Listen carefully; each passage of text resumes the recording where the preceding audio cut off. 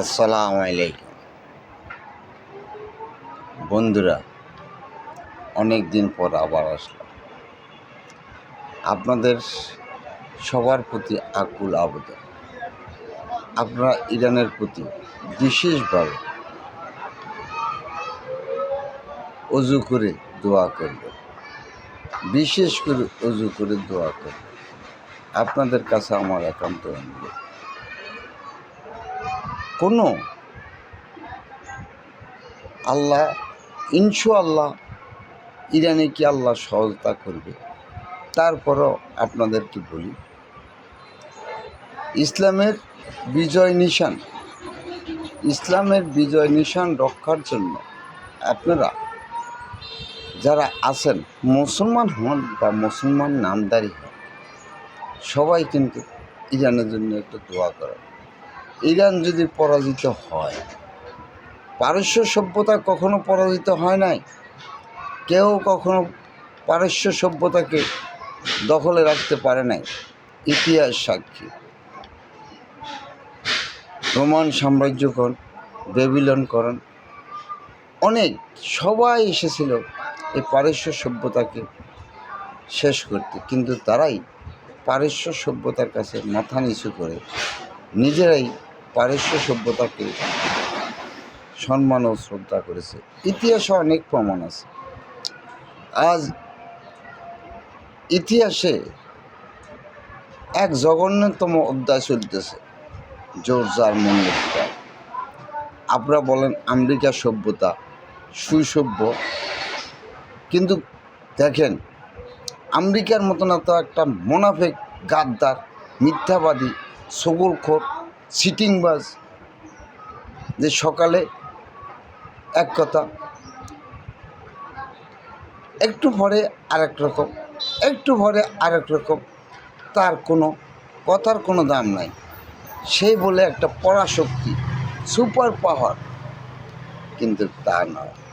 কেউ বলে জাতিসংঘ আছে, কেউ বলে বিশ্বব্যাংক আছে, কেউ বলে এটা আছে, কেউ বলে এটা আছে। আরে বেয়াদব দেওয়া যায়। বিশ্বব্যাংক বল, ওইতে বল, হেতে বল। ইরানকে আজকে 55 বছর যাবৎ অবরোধ করে রাখছে। ইরান নিজে তিল তিল করে তাকে তারা সম্মানের জায়গায় প্রতিষ্ঠিত হয়েছে। অতএব দয়া করে নিজে যা কিছু আছে তা দিয়ে সামনে আগানোর চেষ্টা করে, অনুগ্রহ করে ইরানের জন্য। এরে ভাই, আমরা যতই বলি,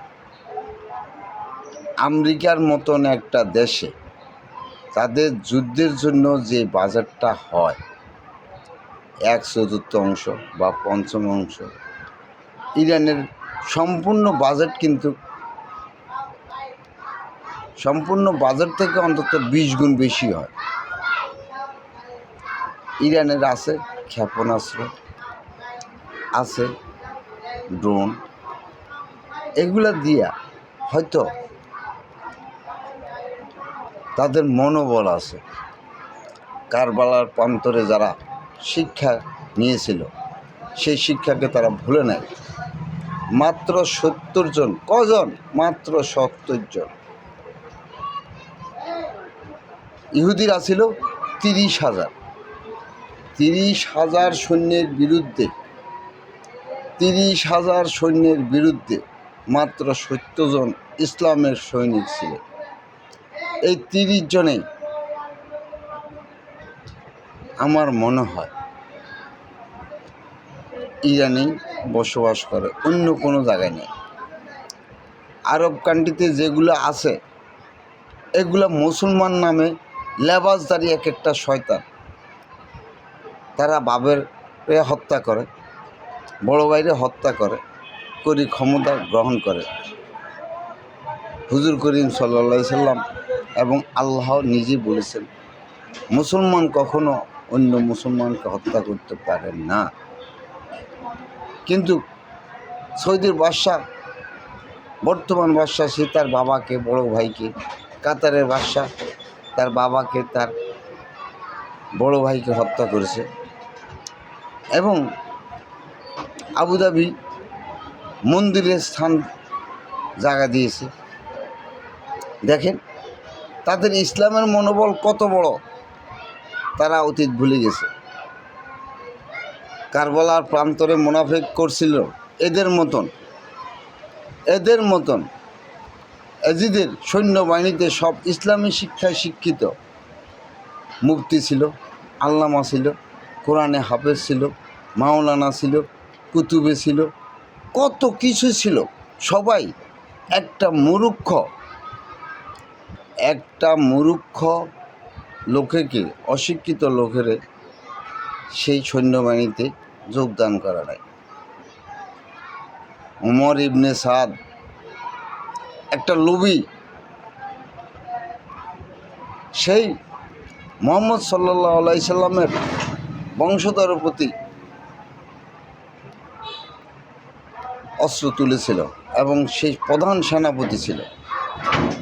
লোভের বশবর্তী হয়ে পরবর্তীতে আপনারা জানেন, যার যেই জন্য সেই এত বড় জঘন্যতম কাজ করেছিল, সে কি সে পথ পেয়েছে? আপনারা সবাই জানেন, ইতিহাস সবাই কম বেশি বুঝে, তারপরও কেন যে ভুল করেন। আল্লাহ, তুমি ইরানবাসীকে তুমি রক্ষা করো, ইরানবাসীকে তুমি রক্ষা করো, ইরানবাসীকে তুমি রক্ষা করো। তোমার দোস্তের ইসলামের পতাকার জন্য আজ ইরানবাসীকে তুমি রক্ষা করার দরকার। মক্কা তোমার কাবা ঘর, মদিনা তোমার দোস্তের ঘর।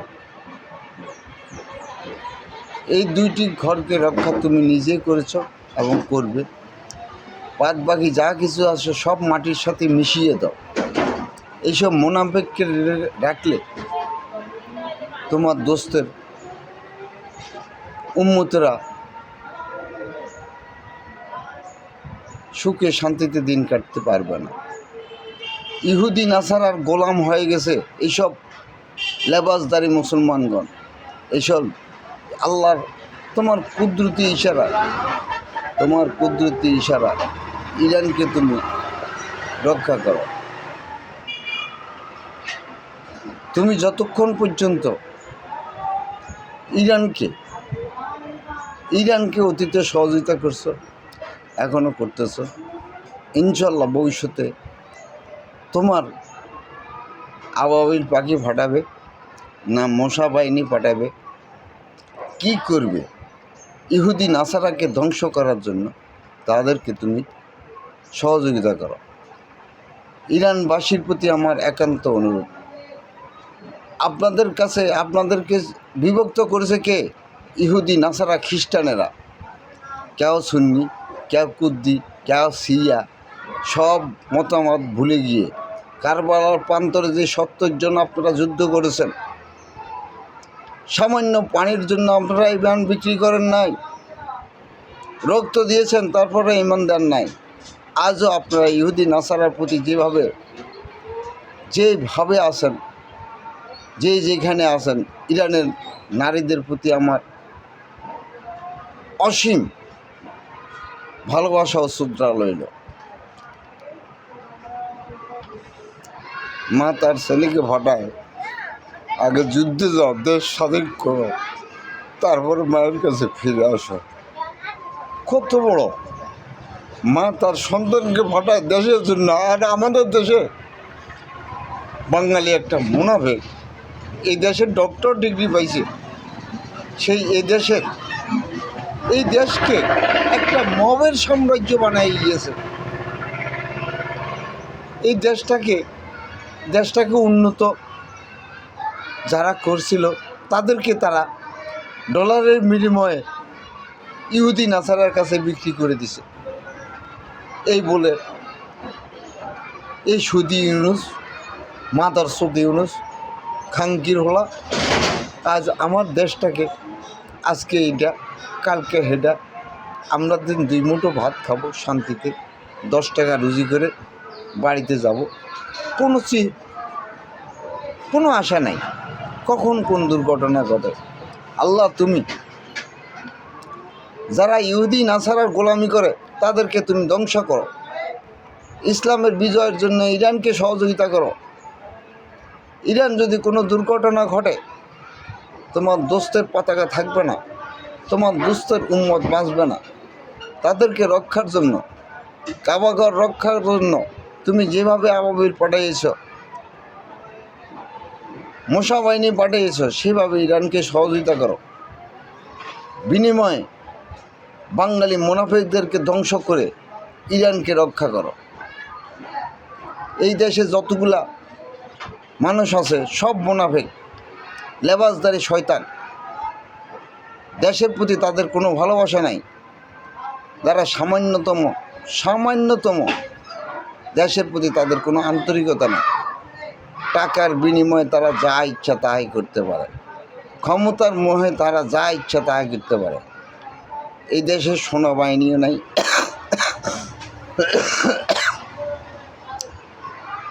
আমাদের দেশের একটা গর্বের বাহিনী ছিল, আজ তারা ভুয়া বলে সাব্যস্ত করতেছে। তাদের কর্মদোষে, তাদের লোভের কারণে তারা আজকে যেখানে যায় সেখানে তারা অপমানিত হয়। মানুষ তাদেরকে দেখলে স্যাপ মারে, থুতু মারে। তাদের লজ্জা শরম নাই। তারা যখন তখন কুত্তের মতন ব্যারাকের থেকে মাঠে চলে আসে। কী কারণে? দেশ কি মার্শাল্লাহ? হ্যাঁ, জারি হয়েছে? কারে শেল্টার দেশ তুই বেটা? তুই কার হুকুম? তুই কি প্রেসিডেন্ট? তোর মুরব্বী প্রেসিডেন্টের কোনো কথা শুধু শুনস? তারা তো জিম্মি করে রাখছ। এই দেশে কোন সংবিধান মতো চলে? সকল সংবিধান, তোদের ক্ষমতা থাকলে সকল সংবিধান তোরা মুছে ফেলে নতুন করে সংবিধান রচনা কর, দেখা যাবে তোরা কি করতে পারস। এত অশান্তি ভালো না, এত দুঃখ দুর্দশা ভালো লাগে না। হা, এই দেশে স্বরাষ্ট্রমন্ত্রী আছে, পররাষ্ট্রমন্ত্রী আছে, এই আছে সেই আছে, কোনটা নাই?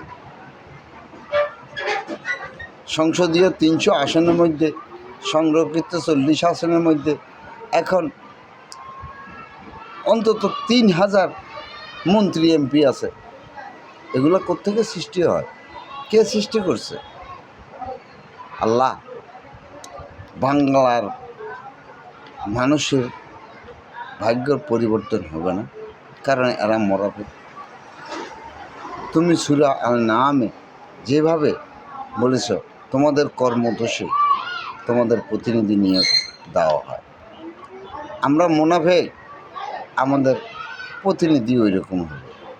যাক, আলহামদুলিল্লাহ, তুমি আগেই জানিয়ে দিয়েছ। তবে আমার ইরানের বাসীর প্রতি আমার একান্ত অনুরোধ, আপনারা শিয়া সুন্নি কুদ্দি সকল মতভেদ ভুলে গিয়ে একসাথ হয়ে ইহুদি নাসারা খ্রিস্টানের বিরুদ্ধে আপনাদের যা কিছু আছে তা দিয়ে প্রতিরোধ করুন।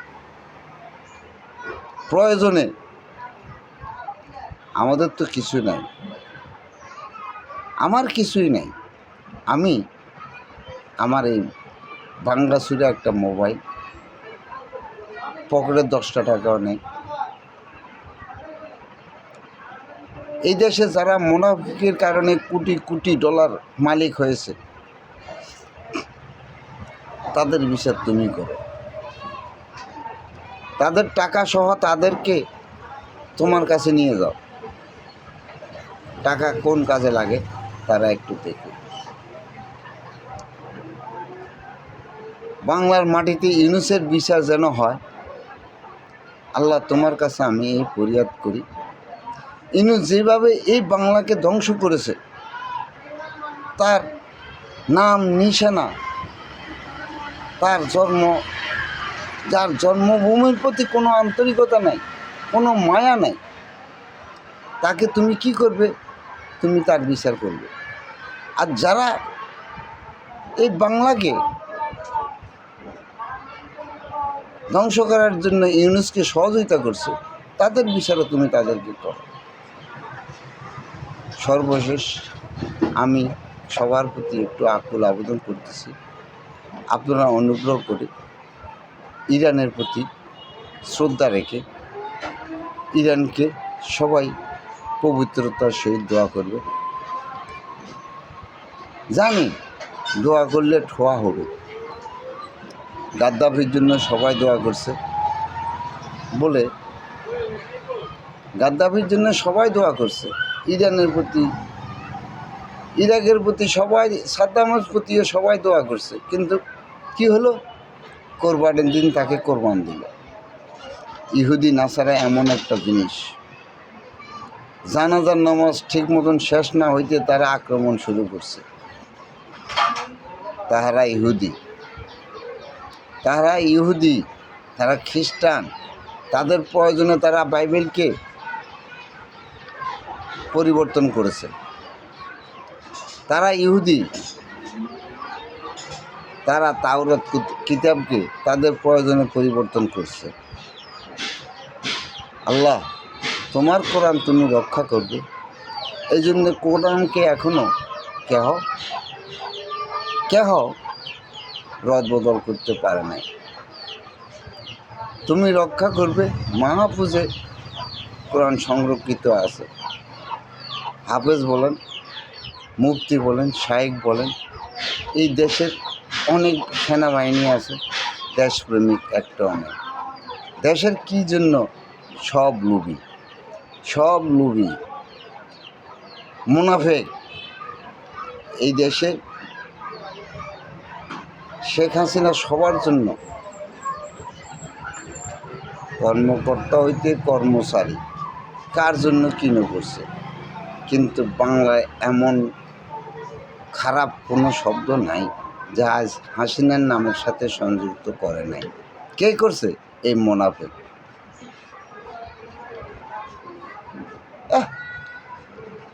এই দেশে হাসিনার সব দোষ। পেঁয়াজি খাবে না, পেঁপেনি খাবে, কাঁঠালি খাবে, কত কিছু খাবে। কার খা বেটা, তোর টাকা আছে তুই ইসা মাছ খাবি, তোর টাকা আছে তুই ইলিশ মাছ খাবি, তোর টাকা আছে তুই খাস না, গোস্ত খাবি, গরুর গোস্ত। কত রকম টয় দেখলাম। এখন বিদ্যুৎ খা, গ্যাস খা, আরে যত সব মুনাফেকের দল হবে। আল্লাহ তোদের বিচার করুক। যার জন্য করলো চুরি তারে বললি চোর। তার ন্যূনতম ছোট একটি বস্তু নিয়ে তোরা যে ট্রয় করলি, কোন রসিবোধে করলি রে বেয়াদব? তুই তো একজন মহিলার গর্ভে জন্ম নিয়েছিস, তোরও মার